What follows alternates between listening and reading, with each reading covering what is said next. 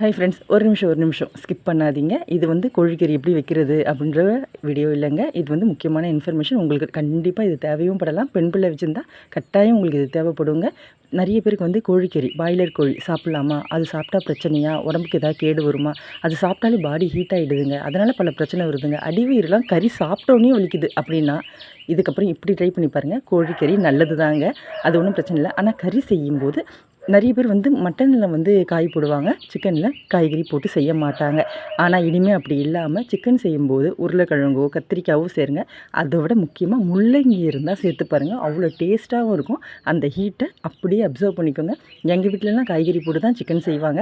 அப்போலாம் எந்த பிரச்சனையும் இல்லை. எப்போ நாங்கள் வந்து சிக்கனை வந்து தனியாக சமைக்க ஆரம்பித்தோம், எந்த காயும் சேர்க்காம வெறுமனே சிக்கன் மட்டும் சமைக்க ஆரம்பித்தோம், சாப்பிட்டா ஒரு 3-4 பீஸ் சாப்பிட்டதுக்கப்புறமா ஆட்டோமேட்டிக்காக அடி வயிறு வலிக்க கிளம்பிடுவோங்க.